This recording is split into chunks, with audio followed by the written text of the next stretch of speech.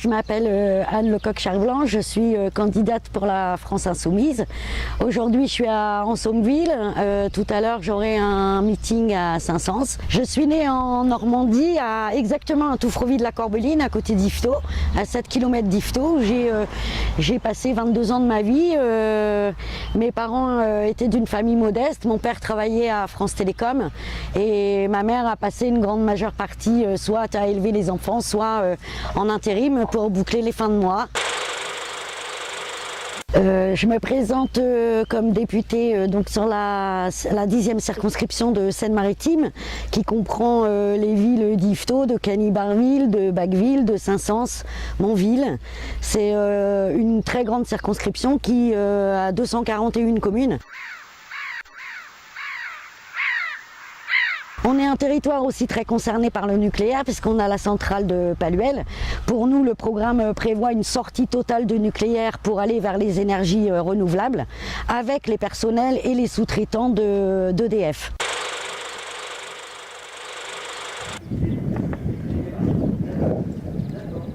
Salut Anne, comment vas-tu?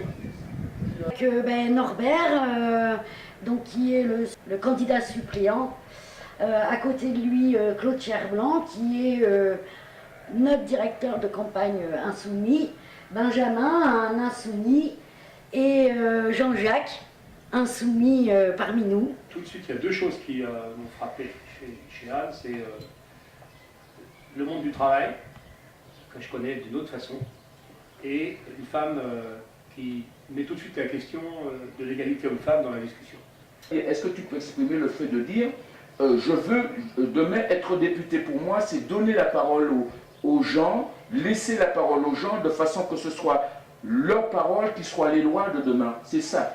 Mais c'est ça, voilà. Si c'est ça ton truc. Qu'est-ce que tu dis bien, quoi. Ce qu'on demande aux députés de demain, c'est qu'ils expriment la 6e République. C'est pour ça que je me présente. Parce que je fais partie de ces gens qui pensaient je ne veux plus voter pour rien parce que je veux avoir la parole.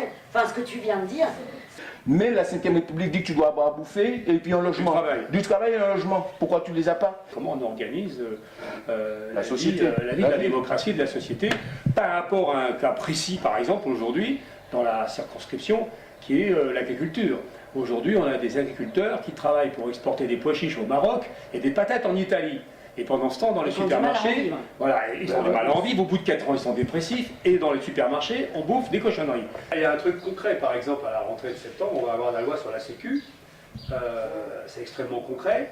Pour les habitants de la région, ça n'a aucun sens. Ils ne savent même pas que ça existe. Donc là, il y a un boulevard pour nous qui consiste à dire, c'est toi qui seras amené à faire ça.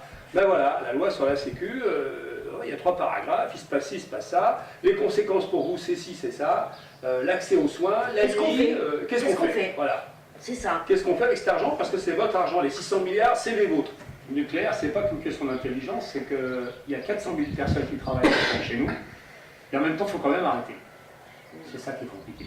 Et en gros, je peux pas tout expliquer en détail, mais je sais pourquoi il faut arrêter. Et pourtant, il y a 400 000 personnes qui travaillent là-dedans. Et donc c'est un sujet compliqué. Oui, mais on les licencie pas, on les garde. On les licencie pas, on les garde, mais c'est aussi une histoire. Ces gens-là, ils sont nés là-dedans, ils sont restés là-dedans, ils savent faire que ça.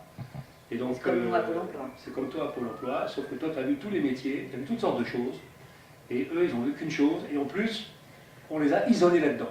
Et que ce ne sera pas une affaire simple. C'est une affaire humaine. C'est une affaire humaine. Et il faudra être à leur côté, et il faudra aussi empêcher, pendant les 30 ans qui viennent, il faudra empêcher que ça pète. Tu as 2 moments essentiels, très compliqués, c'est ce que tu sais bien, le mois de septembre, octobre, la loi de finances et la Sécu. Oui. C'est là qu'on s'attend les uns les autres.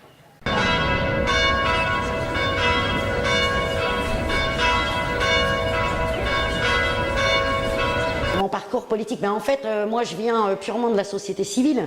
Donc comme je l'ai dit, je travaille à Pôle emploi depuis 1994.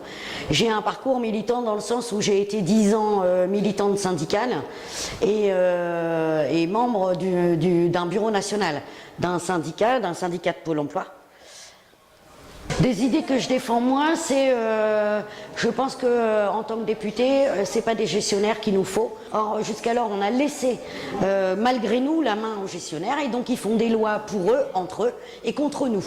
Moi, ça, c'est une conviction que je défends. C'est des gens qui viennent comme moi, de Pôle emploi, qui voient le chômage, qui entendent les petites entreprises, et de faire des lois où on sait quel impact ça a sur nous. La loi travail, je sais quel impact ça va avoir sur moi, mais aussi sur les chômeurs.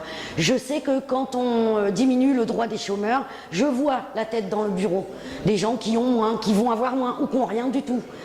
Et ça, c'est des convictions que je ne peux pas faire autrement que de défendre, y compris l'égalité homme-femme. Les salaires, je sais que moi, à Pôle emploi, j'ai 20 ans de carrière. On prend un homme rentré la même année que moi, on n'aura pas le même parcours. Bizarrement, il sera lui cadre aujourd'hui, moi pas, et il sera mieux payé que moi. Voilà, c'est des choses qu'on sent dans notre chair aussi, qu'on vit dans notre chair, qu'on va défendre. Si vous voulez l'abrogation de la loi de travail, votez France Insoumise. Si vous voulez plus de justice, la fraternité et l'égalité, votez France Insoumise. Si vous voulez plus de la sortie du nucléaire, votez France Insoumise. Si vous voulez une agriculture biologique avec des circuits courts et que vos enfants dans les cantines soient mieux nourris, votez France Insoumise.